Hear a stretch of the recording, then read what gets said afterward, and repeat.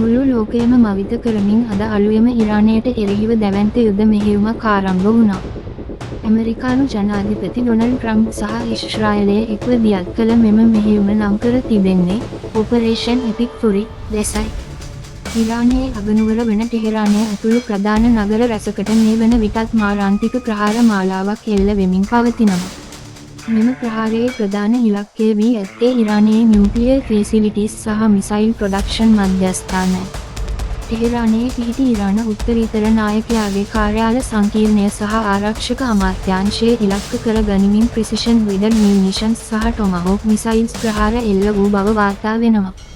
නමුත් ඉරානය මේ ප්‍රහාර හමුවේ නිහඬව සිටියේ නැහැ. ඔවුන් සිය රිවලූෂනරි ගාඩ් කෝප්ස් හරහා මැද පෙරදිග කලාපයේ පිහිටි ප්‍රධාන ඇමරිකානු මිලිටරි බේස් කිහිපයකටම එකවර රිටලියටරි මිසයිල් ස්ට්‍රයික්ස් දියත් කළා. විශේෂයෙන්ම ඉරාකයේ පිහිටි දැවැන්තම ඇමරිකානු ගුවන් කඳවුරක් වන අල් ඇසඩ් යාබේස් එකට සහ කුර්දිස්තානයේ එබිල් නගරයට ආසන්නයේ පිහිටි ඇමරිකානු මධ්‍යස්ථාන වෙත සිය ගණනක් බැලිස්ටික් මිසයිල පතිත වුණා.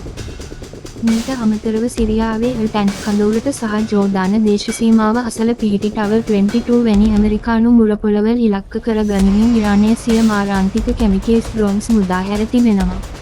මෙම කඳවුරුවල ස්ථාපනය කර ඇති පේට්‍රියට් මිසයිල් ඩිෆෙන්ස් සිස්ටම්ස් මගින් මිසයිල රැසක් අහසේදීම විනාශ කළත් ඇතැම් ප්‍රහාර කඳවුරු තුළටම පතිත වීම නිසා දැඩි අලාභහානි සිදුව ඇති බව වාර්තා වෙනවා.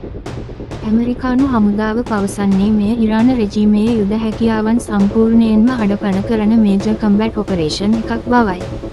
විශේෂයෙන්ම F-35 ස්ටීල් ජෙට්ස් සහ ගුවන් යානාවාහක නෞකා එයාක්‍රාෆ්ට් කැරියර්ස් විශාල ප්‍රමාණයක් මෙම මෙහෙයුමට දායක වී තිබෙනවා. එහෙත් ඇමරිකානු කඳවුරුවලට එල්ල වූ ප්‍රහාර නිසා එහි සිටින සෙබළුන්ගේ ජීවිතවලට දැඩි තර්ජනයක් මතුවී තිබෙනවා. මෙම යුද්ධය මුළු ලෝකයේම ආර්ථිකයට සහ සාමයට ප්‍රබල තර්ජනයක් වී තිබෙනවා. ඉරානය සහ ඇමරිකාව අතර ඇති වූ මෙම ගැටුම තුන්වන ලෝක යුද්ධයකට මඟ පාදයිද? ඔබ හිතන්නේ ඇමරිකාවේ මෙම ක්‍රියාමාර්ගය නිවැරදිද? ඔබේ අදහස කමෙන්ට් කරන්න. ලෝකයේ අලුත්ම යුද තොරතුරු ඉසනින් දැනගන්න බැටල් ටෙක් එකේ සබ්ස්ක්‍රයිබ් කරලා එකතු වෙන්න.